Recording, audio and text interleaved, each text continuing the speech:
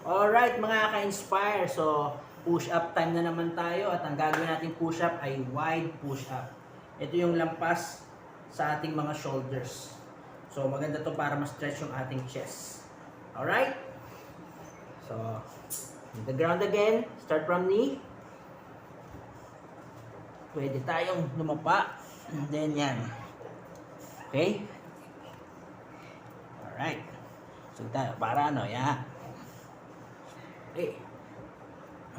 1, 2, 3, 4, 5.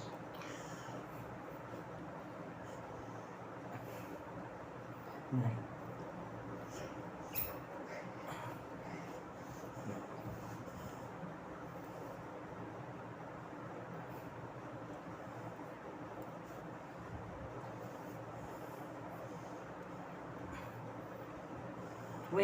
Alright guys, wide push up, wide. Alright, stay strong mga ka-inspire.